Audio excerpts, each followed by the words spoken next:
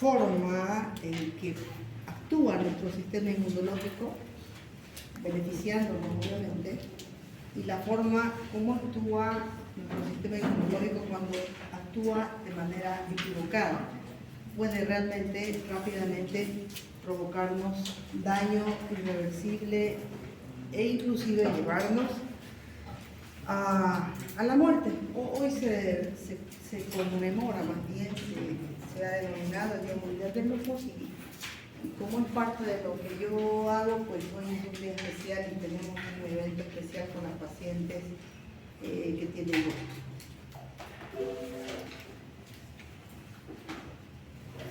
Vamos a leer esa historia clínica. Una paciente de 28 años de edad, graduada en emergencia, relata cuadro de 48 horas de inicio, con escalofrío, fiebre persistente, dolor en glúteo izquierdo y cefalea hemicraneana intensa pulsátil, que refiere tiene episodios similares desde los 9 años. Niega antecedentes patológicos personales, no fuma, no consume bebidas alcohólicas, padre y hermano con diabetes mellitus, madre con hipertensión. Al examinarla presenta facies álgica, consciente, orientada, febril, taquicárdica, taquipneica, una presión arterial normal, una presencia de una tumoración eritematosa blanda dolorosa y fluctuante del glúteo izquierdo compatible con un absceso. No presenta señales de trauma craneal, no tiene rigidez de nuca, no tiene déficit motor. Bueno, esta es una historia clínica, como ustedes ven, donde hay básicamente dos aspectos que considerar en una paciente, ¿no? ¿Cuáles son esos dos aspectos? O dos cuadros clínicos. Y a los 9 años empezó a tener dolores de cabeza. Una cefalea que tiene desde los 9 años, ¿no? ¿Y el otro?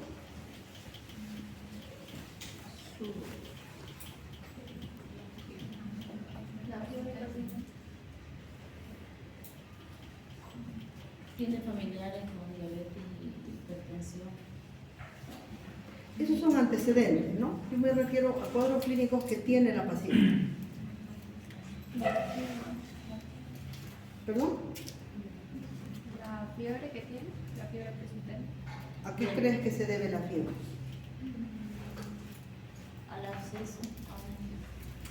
Al absceso. Sí, la infección que tiene. Entonces encontramos dos cuadros que podemos, vamos a aprender a diferenciarlos.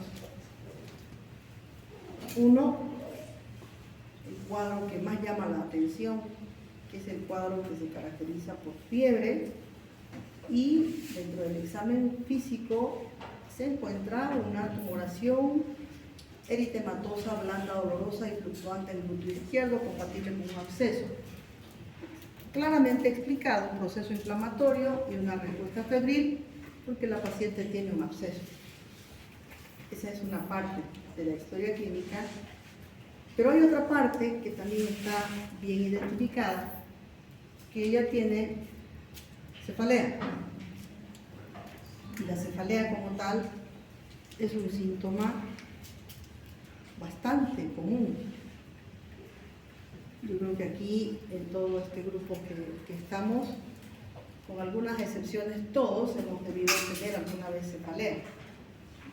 Alguna vez, algunos tendrán relato de que alguna vez le dolió el dolor, más le dolió la cabeza, pero tal vez otras personas digan, a mí me duele la cabeza todos los días, o a mí me duele la cabeza por lo menos 3 veces por semana.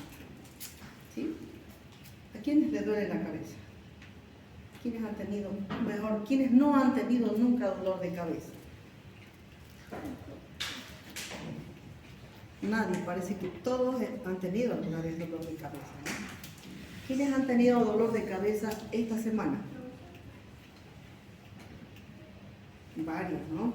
¿Quiénes han tenido dolor de cabeza hoy día? Varios también, ¿no? Sí. Entonces, es un síntoma bastante común. ¿Ustedes consideran que por tener dolor de cabeza esta semana o por tener dolor de cabeza hoy día, ¿tienen alguna enfermedad? No. No. Puede ser que sí y puede ser que no. Más del 98% de los casos de cefalea, no, es un síntoma que acompaña habitualmente a cuadros de estrés, a cuadros de insomnio, y son cefaleas pasajeras, son cuadros pasajeros que no revierten ningún riesgo. Hay un pequeño porcentaje que tenemos que saber identificar para poder nosotros actuar adecuadamente en aquellas cefaleas que no tienen riesgo y saber reconocer aquellas cefaleas que sí son de riesgo y que tenemos que saber qué hacer, dónde derivarlas o si necesitan algún tipo de tratamiento de urgencia, ¿no? Bien, entonces tenemos un cuadro clínico donde predomina un cuadro infeccioso, pero de manera clara también está relatada como síntoma asociado acompañante la cefalea hemicraneana, quiere decir que no le duele toda la cabeza, sino le duele la mitad de la cabeza. Y uno dice, ¿cómo es posible que le duela la mitad de la cabeza, no? Además, la caracteriza como una cefalea intensa. Intensa podríamos ponerla en una escala de dolor de 0 a 10, intensa puede ser un 8. Intensa.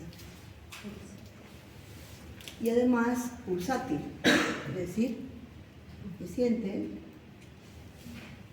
dolor como si acompañaran los latidos del corazón, pero tiene como antecedente episodios similares desde los 9 años. Tiene ella 28 años. Quiere decir que tiene años con episodios de cefalea hemicraneana pulsátil intensa. Cuando vemos una cefalea así, con esos antecedentes, pensamos que esa cefalea tiene como origen un tumor. ¿Es posible? ¿Qué piensan ustedes? ¿Será un tumor? ¿Podemos considerar un tumor como causa de la cefalea? Poco probable, ¿no? Los tumores normalmente tienden a crecer y siendo el cráneo una cavidad cerrada, ya tendría que tener en más de 10 años otros síntomas. Entonces, es poco probable que sea un tumor. ¿Podrá ser una meningitis? No. Dado que en este cuadro clínico hay un proceso infeccioso, un absceso. ¿Podrá ser una meningitis? No. ¿No? ¿Por qué? Porque tendría otros síntomas que acompañan a la meningitis. Porque tendría síntomas sugerentes de meningitis y además ella dice que tiene los episodios de los 9 años, quiere decir que claramente los podemos diferenciar, ¿no? Bueno, la cefalea como tal, entonces, eso es lo que vamos a ver ahora, se define como el dolor ubicado por encima de una línea trazada desde los cantos oculares hasta el centro del canal auditivo. Todo lo que duele por encima de esa línea imaginaria es considerado como una cefalea o se denominaría como una cefalea. Para quien no comprenda el término, cefalea indica dolor de cabeza. Entonces entendemos como cefalea el dolor de cabeza que separa esta línea hacia arriba.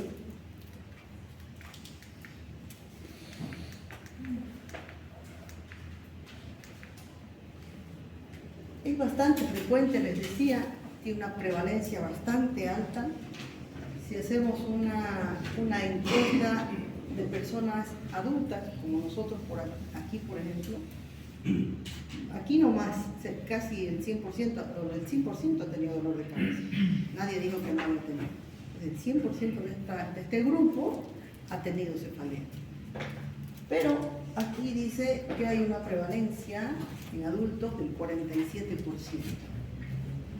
Un tercio de la población entre los 18 y los 65 años, quiere decir en plena adultez, ha tenido dolor de cabeza en alguna ocasión. Uno pensara que los niños no tienen dolor de cabeza, ¿no? Pero miren que hay una prevalencia también bastante alta en los niños, 37 al 51% antes de los 7 años. Y sube más todavía en la adolescencia, que llega hasta el 82%. La adolescencia, como ustedes saben, es eso, es una adolescencia, del latín adolescere, siempre adolecen algo, cambian, cambiamos, ¿no? Todos hemos pasado por esa etapa. Y la cefalea hace parte de esta etapa que consideramos una etapa de transición, de adaptación, en la que uno va madurando y en ese proceso de madurez tiene que sufrir mucho, es una etapa de sufrimiento para la mayoría, ¿no? Trata de copiar, se siente menos, se siente más, se siente feo, se siente, en fin, un montón de cosas que uno siente durante la adolescencia y que además tiene que competir con otros y bueno, eso condiciona mucha cefalea. Pero aún siendo alto el porcentaje, de ese porcentaje seguramente casi el 100% será cefalea tensional o cefalea tensovascular, que hace parte de todo ese proceso de transición de la adolescencia. La cefalea es más frecuente en hombres en la infancia, pero después de los 7 años se iguala y posteriormente, después de la pubertad, la cefalea es más frecuente en mujeres, siendo una relación de 3:1, 3 mujeres a un hombre que relata cefalea. La mayoría de las enfermedades cursan con cefalea. Si uno le pregunta a un paciente, hoy día he visto varios pacientes, por ejemplo en la mañana, y yo siempre les pregunto, ¿le duele la cabeza? ¿Le ha dolido la cabeza?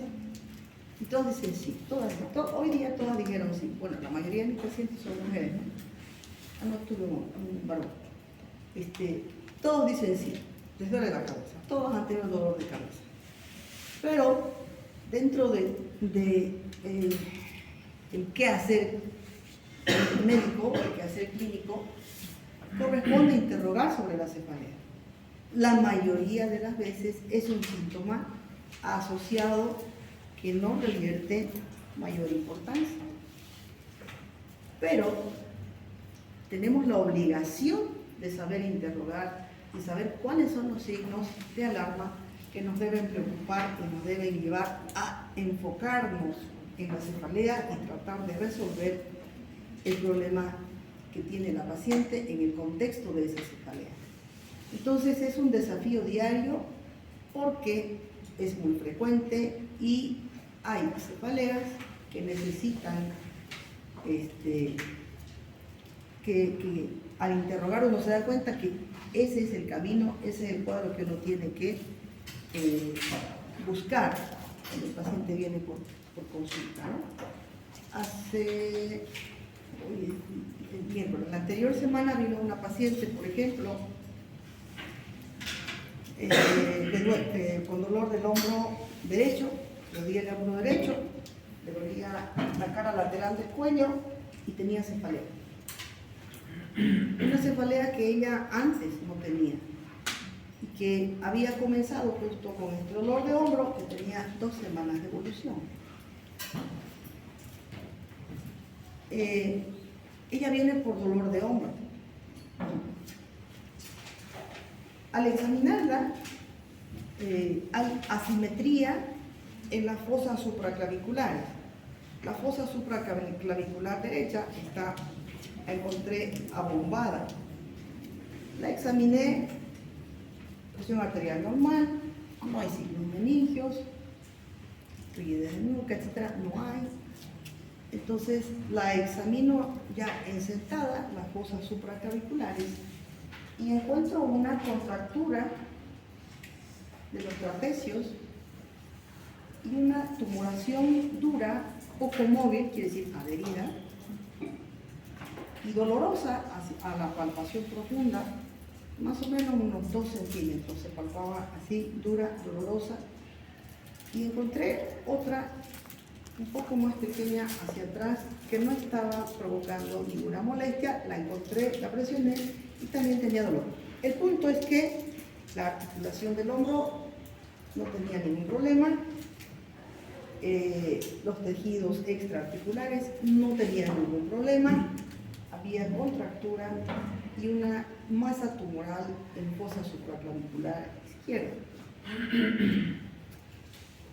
Cuando uno encuentra ese cuadro clínico, evidentemente deja de pensar en un hombro doloroso de causa mecánica, de causa traumática, deja de pensar en un hombro doloroso por algún tipo de artritis, deja de pensar en un hombro doloroso por artrosis, por ejemplo, ¿no? O sea, va descartando esas cosas. ¿Por qué? Por los hallazgos que la paciente tiene y cambia el contexto. Entonces, ¿qué tengo que buscar? ¿Qué hubieran hecho en mi lugar?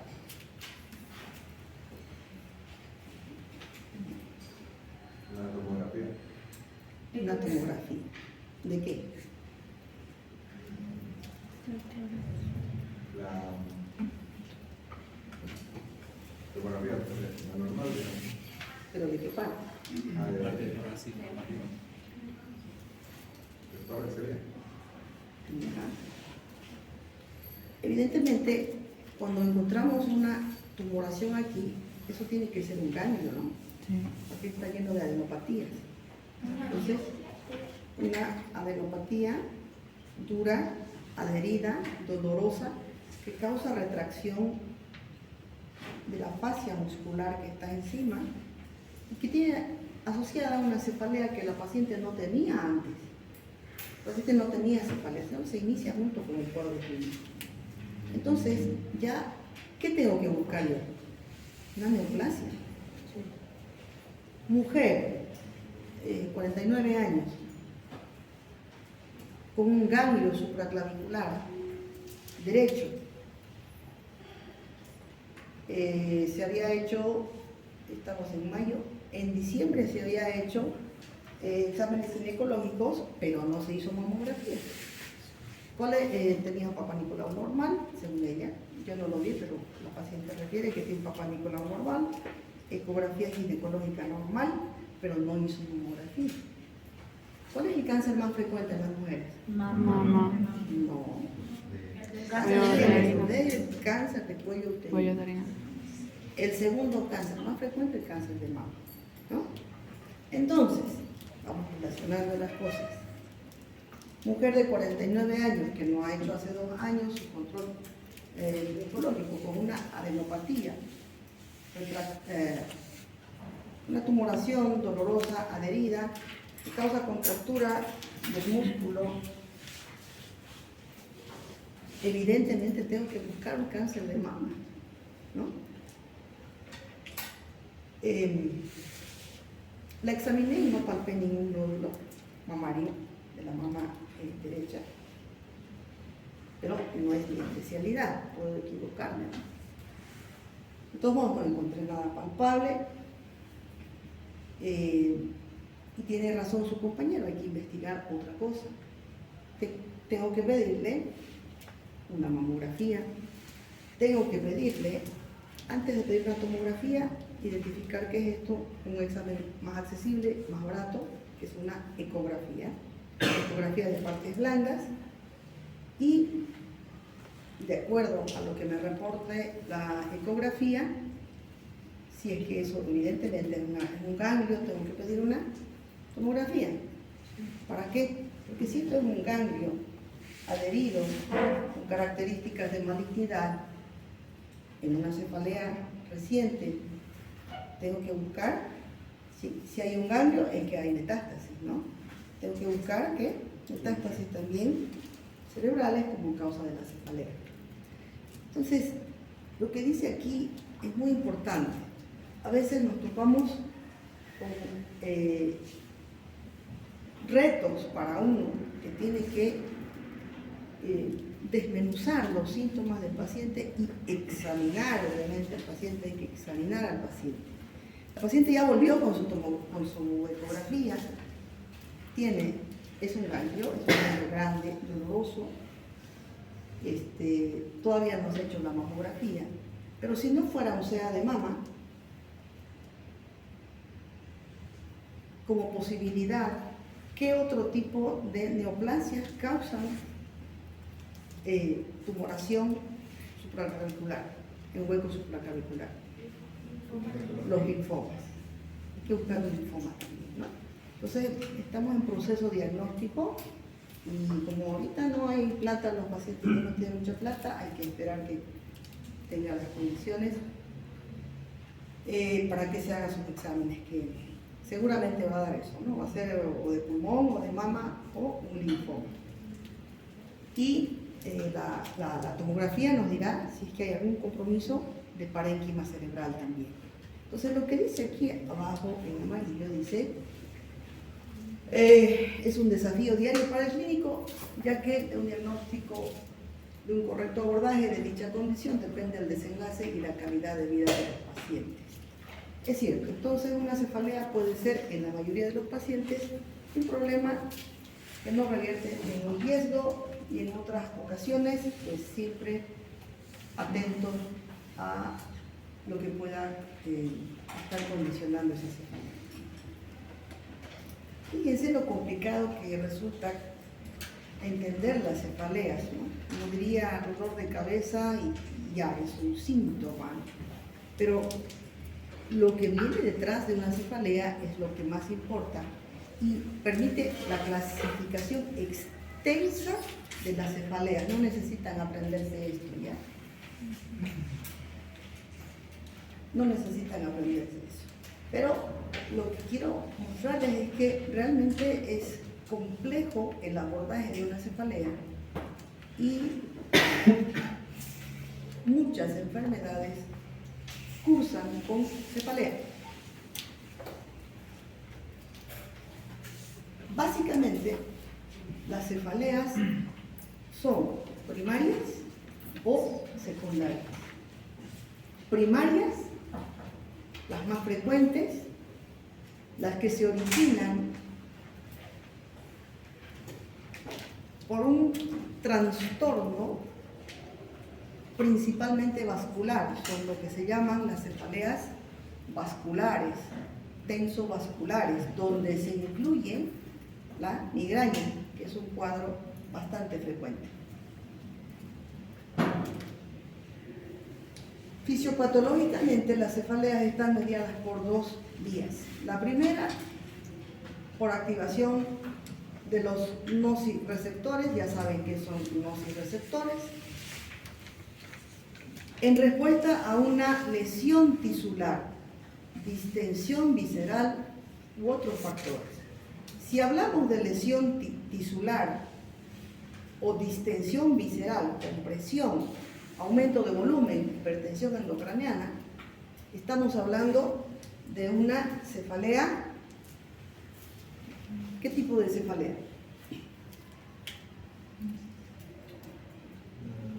El dolor lo clasificamos en dolor nociceptivo, dolor neuropático, ¿verdad? ¿Qué tipo de cefalea sería? Dice activación de los nociceptores en respuesta a una lesión tisular, distensión visceral u otro factor. La cefalea nociceptiva, encontramos una causa de la cefalea. Entonces ahí entrarán absceso, hidrocefalia, hipertensión endocraniana, tumores primarios, secundarios, todo tipo de enfermedad que ocasione lesión tisular dentro de la cavidad craneana. Esas serían cefaleas secundarias. Y la otra, por el contrario, se produce cuando existe un daño o un funcionamiento erróneo de las vías del dolor. En concepto está clarísimo. Si hemos entendido dolor, el segundo grupo de cefaleas es neuropático. Es neuropático. Funcionamiento erróneo en las vías del dolor relacionadas con el sistema nervioso central o periférico. En la definición, entonces, ahí, fisiopatológicamente, ya podemos dividir las cefaleas en aquellas nociceptivas y neuropáticas. O cefaleas secundarias, las que tienen una causa orgánica, tumor, meningitis, hipertensión endocraneana, y las cefaleas primarias, las que son de origen tenso vascular. Las cefaleas como tal constituyen entonces un síntoma o también pueden hacer parte de un síndrome, ¿no? Por ejemplo, síndrome de hipertensión endocraneana. Ahí la cefalea es un síntoma que hace parte de otros síntomas para formar un síndrome. Cefalea, vómito proyectil, edema de papila, hipertensión endocraneana. Es un diagnóstico sindrómico.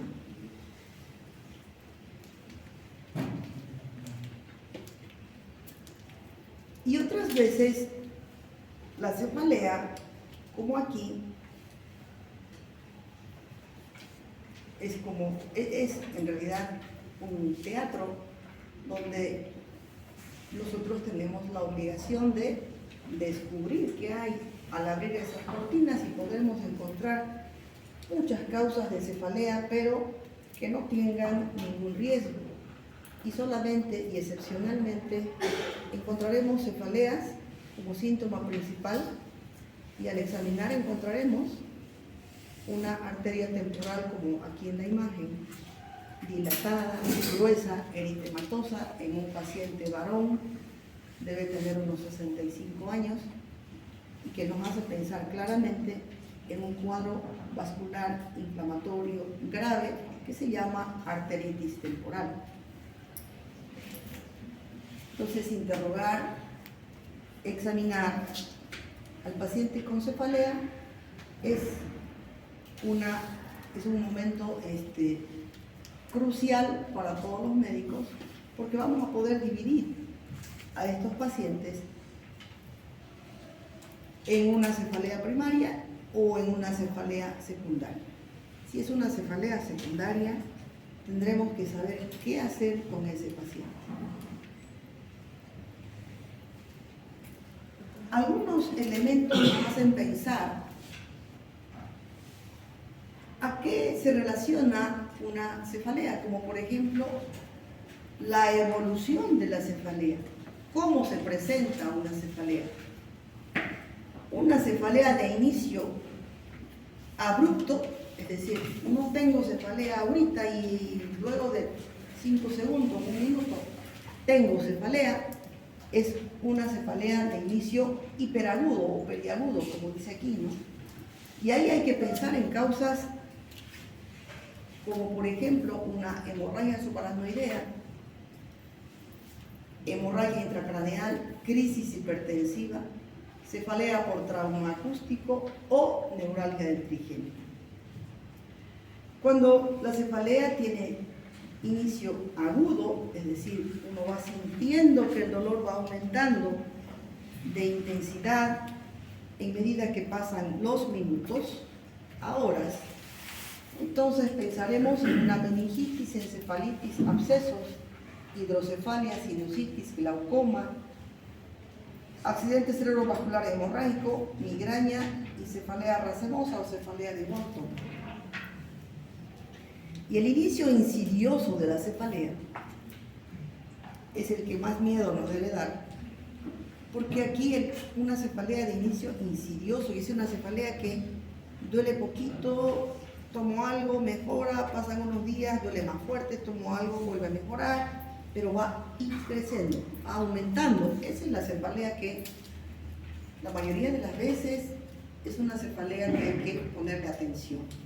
Hematoma subdural, trombosis de seno cavernoso, hipertensión endocraneana, arteritis temporal, sinusitis crónica, carcinoma, alteración de la articulación temporomandibular o cefalea tensional. Doctora, en caso de tumor y cefalea, ¿en cuál estaría apareciendo? ¿En periagudo, agudo o insidioso? ¿Perdón? En caso de que fuera un tumor Insidioso. como insidioso aparecería. Insidioso.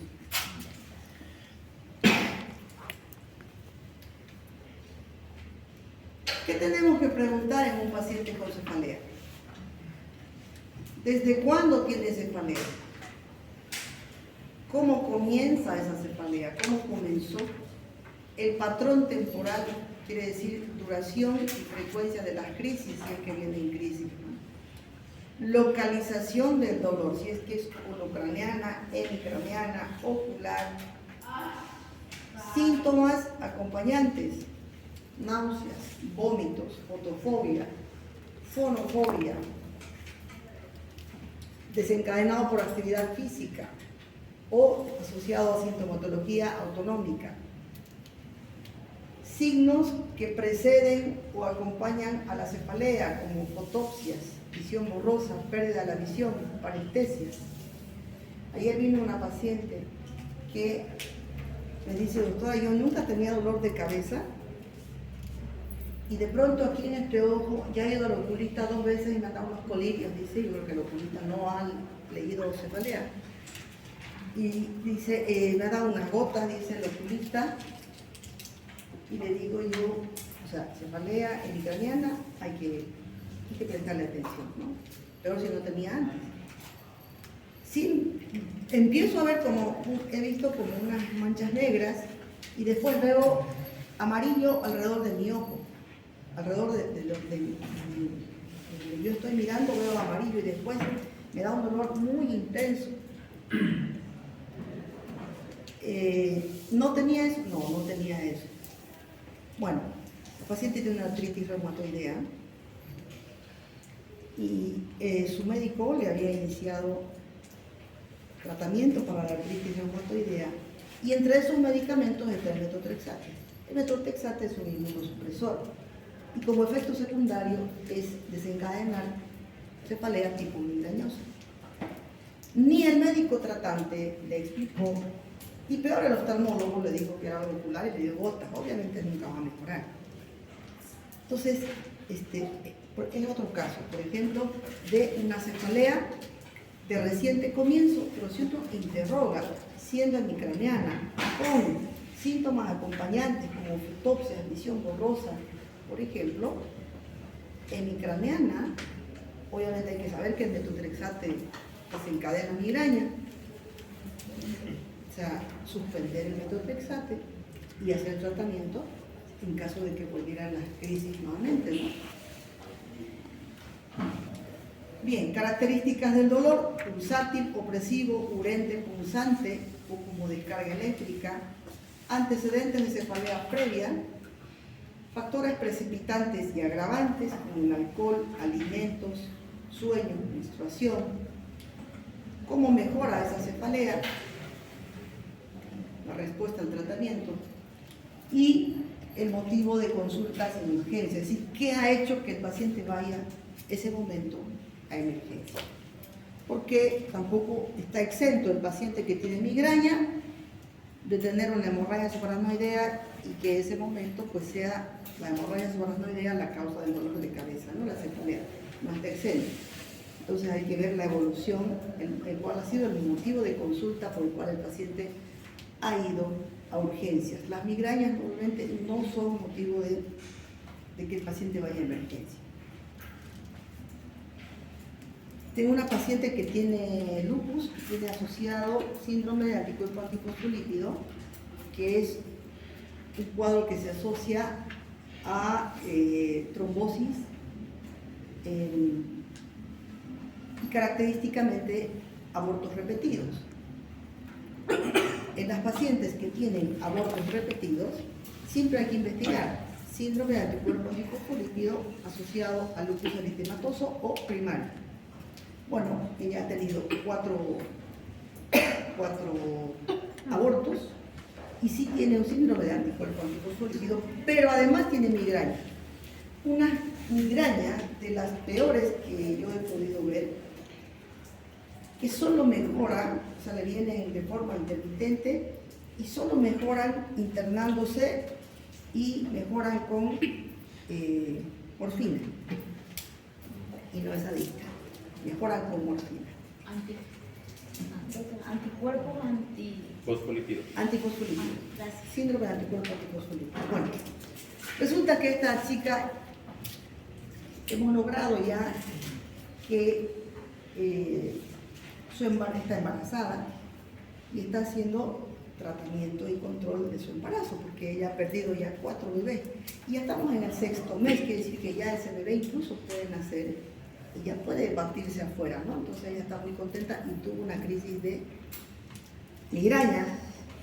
Justo cuando yo estaba de viaje y no pasamos clases, ella tuvo una crisis de migraña muy intensa.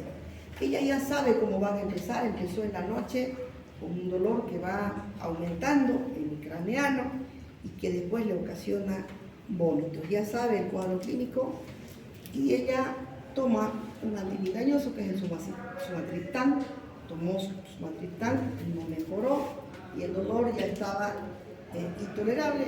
Fue a la clínica Rottweiler, la internan, lo llaman a su ginecólogo y claro, 6º mes de embarazo, embarazo de alto riesgo, síndrome de anticuerpo antifosfolípido.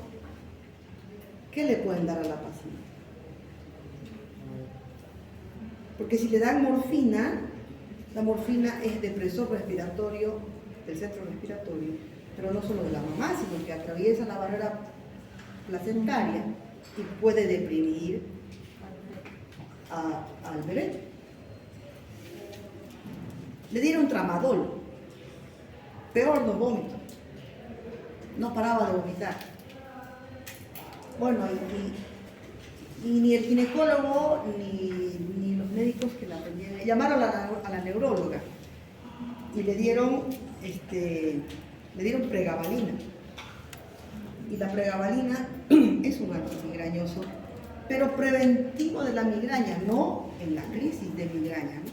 Lo que ella quería era que le calmen el dolor. Al final le dieron morfina, porque ella ya no aguantaba, pidió morfina, su ginecólogo autorizó. Y una crisis así de migraña, van a ver ustedes que es un proceso inflamatorio. Y ahí hay que utilizar antiinflamatorios. 6º mes de embarazo ya puede utilizar. De preferencia no se utiliza, pero puede utilizar. Entonces, el esquema para el tratamiento de su migraña es un analgésico puro, potente, como el dioxadol, por ejemplo, la dipirona, asociado a un antiinflamatorio de una sola dosis, en este caso el ketoprofeno, y la estrella del tratamiento resulta ser la dexametasona. Va a desinflamar, va a disminuir el edema cerebral que se produce alrededor del vaso que se ha dilatado y la paciente va a estar bien. Pero para eso uno tiene que conocer, ¿no es cierto?, cómo caracterizar el tipo de migraña y la condición que tiene la paciente para poder medicar. Bueno, no todo en el cráneo y en el cerebro tiene nociceptores, ¿no? Hay estructuras que no tienen nociceptores y por lo tanto no duelen. Esto en rojo de acá sí duele. Esto en azul no duele. Hueso craneal, cubiertas meningias, epéndimo, plexos coroideos, venas viales y el parénquima cerebral no duele. Debemos tener en claro entonces que un tumor, por ejemplo, puede crecer y no va a dar síntomas hasta que no comprima una arteria o no comprima otras estructuras que sí tienen nociceptores. Recién ahí va a provocar dolor.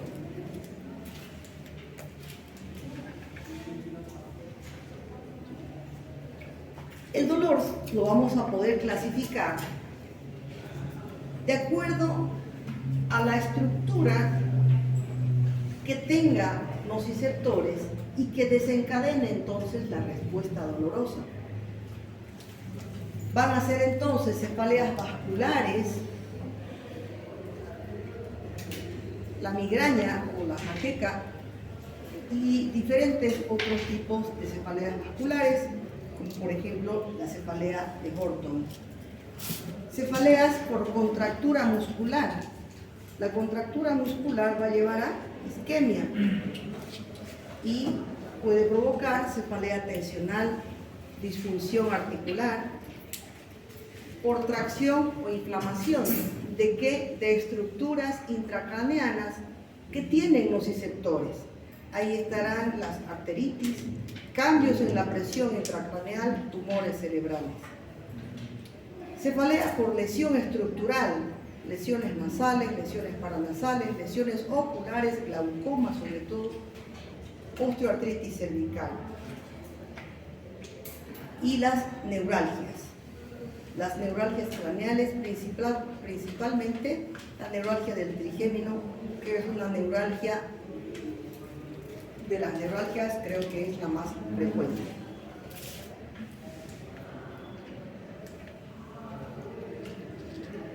Cuando el paciente viene con cefalea, nosotros lo tenemos que examinar y hay elementos que no tenemos que olvidar, pasos que no tenemos que obviar. Siempre tenemos que buscar datos de meningitis, ¿no? Buscaremos entonces rigidez de nuca y otros signos meningios. Si tenemos un oftalmoscopio, buscaremos edema de papila. Lo otro es muy fácil. Desde el momento en que uno ve entrar al paciente ya sabe si tiene déficit motor. ¿Cómo entra? Si entra caminando bien, si entra en silla de ruedas.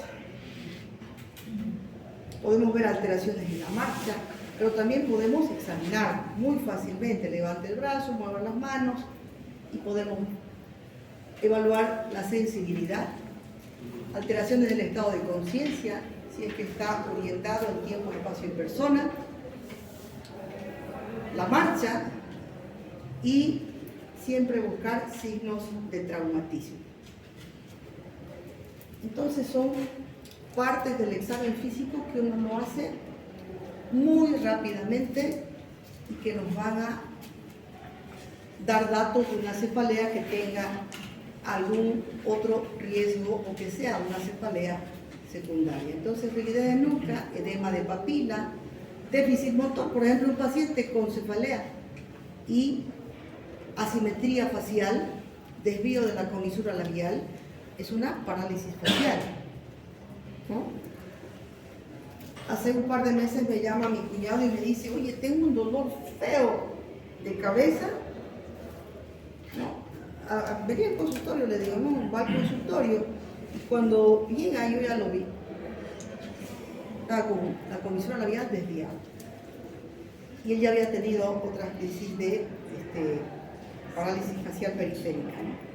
Entonces era una crisis de parálisis facial que estaba empezando, fue así, en cuestión de 2 horas, ¿no? Con alteraciones en la sensibilidad, con hiperalgesia y desvío muy discreto de la comisura labial, pero desvío definitivamente. Esa es una alteración. ¿Eso mayormente es en el trigémino? Facial. Séptimo cuarto. Facial. No, pero yo digo lo que a veces uno se hace la dentadura, ¿no? Uno no se cae una parte del ojo solamente porque hurgan el trigémino. Mayormente los dentistas. Facial. Porque una persona fue al dentista y precisamente se desfiguró el lado derecho. Tiene A que los 2 días. Tiene que haberse lesionado el facial. El trigémino también tiene 3 ramas. Sí, Tiene 3 sí, ramas. por eso decía. Pero no sé si provocan deformidad facial. Es por un daño. Esa misma sonrisa de por eso me. No, eso es facial. Por eso me acordé. No, eso es facial. Motoramente. Entonces, desde este tipo de alteración que es muy leve hasta, por ejemplo, una monoplegia, una paraplegia o una hemiplegia, son diferentes tipos de déficit motor o sensitivo, ¿no? Trastornos en el estado de conciencia, alteraciones en la marcha y signos de traumatismo. La mayoría de los dolores de cabeza son primarios. Están causados por contractura muscular o por trastornos en el flujo sanguíneo. El significado de este tipo de cefaleas primarias es en realidad inespecífico, hacen parte del gran número de cefaleas que son consideradas primarias, de origen vascular, pasajeras, que no tienen ninguna repercusión pronóstica o riesgo de vida para el paciente. Nuevamente vemos que encabezan este tipo de cefaleas primarias las migrañas, y hay diferentes tipos de migrañas. Los neurólogos podrán encajar al paciente dentro de esta complejidad que son las migrañas. Para mí el diagnóstico de una migraña es una migraña que se acompaña de auras y síntomas clásicos, o aquella migraña que tiene el tipo de dolor, es hemicraneana y no se acompaña de los síntomas premonitorios o auras. Tenemos después otro tipo de cefalea frecuente, también vascular, que es la cefalea tensional. Las cefaleas trigémino-autonómicas, y esas son las denominadas cefaleas primarias más frecuentes. Vean que hay otro tipo de cefaleas que ya dependerán en su clasificación de algo más de especialidad que tendrá que hacer el neurólogo, pero con que sepamos diferenciar e identificar una cefalea primaria es suficiente. Y de ello entonces vamos a hablar. Son cefaleas que no tienen origen conocido. No se sabe por qué hay una respuesta, hay una hipersensibilidad vascular que va a dar lugar a los síntomas dolorosos en el paciente.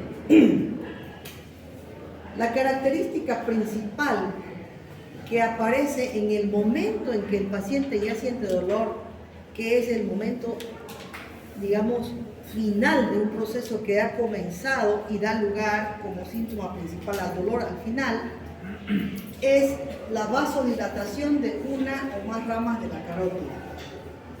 Dice ahí que el proceso final es el dolor, porque es ese momento en que el paciente va a tener cefalea, pero previamente a eso han habido eventos fisiopatológicos que se los puede identificar, que van a dar lugar a ese momento final, que es la vasodilatación y dolor. Están implicados mediadores del dolor que ustedes ya conocen, como son la sustancia P, el gen relacionado a la calcitonina, la serotonina, bradicinina, histamina, que son ¿qué? Vasodilatadores. Pero además, prostaglandinas. Quiere decir que hay un proceso vascular, pero también hay un proceso inflamatorio. La mayoría de las veces son unilaterales, hemicraneanas. pulsátiles recidivantes, quiere decir que aparecen, desaparecen, vuelven a aparecer y se acompañan de otros síntomas vagales, como son, por ejemplo, náuseas y vómitos. ¿Cuántos de aquí tienen migraña? Identificar. 1, 2. ¿Alguien más? 3.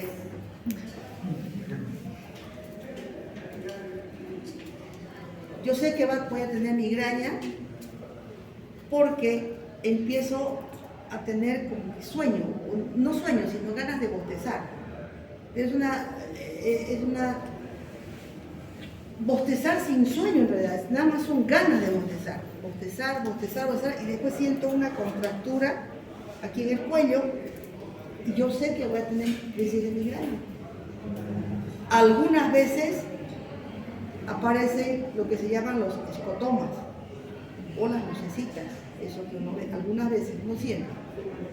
Pero luego, poco a poco, se va instalando el dolor hemicraneano, hoy día fue a este lado, pulsátil, que dependiendo de las circunstancias se hace más o menos intenso.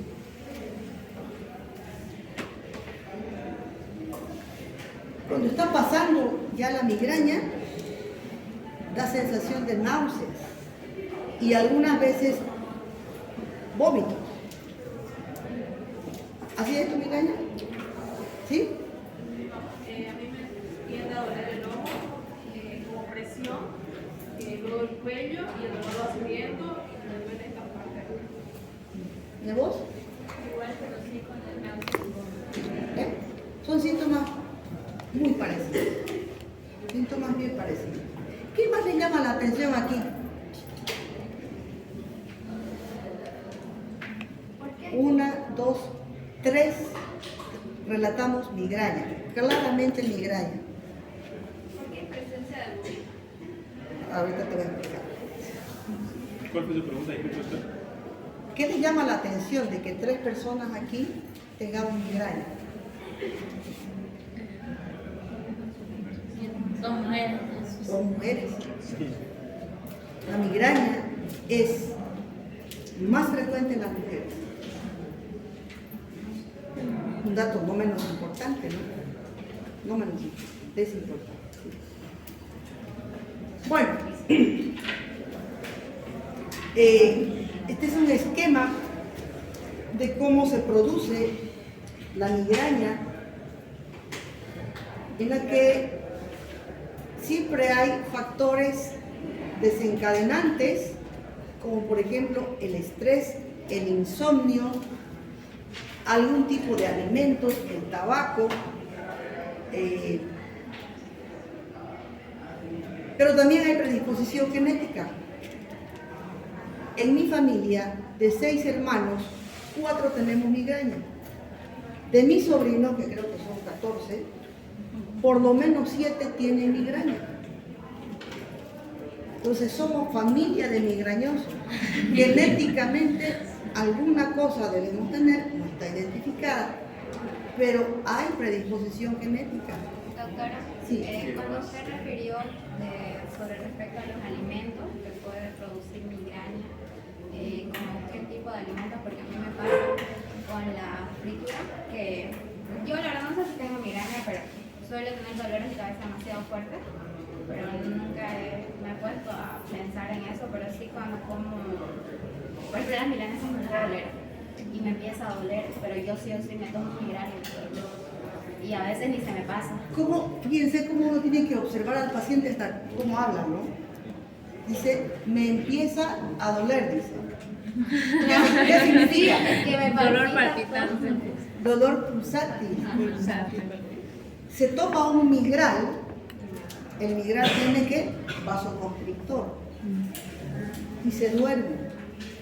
La migraña mejora con un vasoconstrictor que normalmente le da sueño a uno, se duerme y despierta bien. Es migraña. Doctora, con los disculpe, alimentos. Sí, puede ser. Puede ser. pero doctora, ¿no puede ser también la migraña un tema psicológico? Un tema de lo que ella ahorita está diciendo, de cómo como milanesa, como fritura y mi cabeza inconscientemente piensa no hablar mi cabeza. Es como un, ¿cómo lo puedo decir?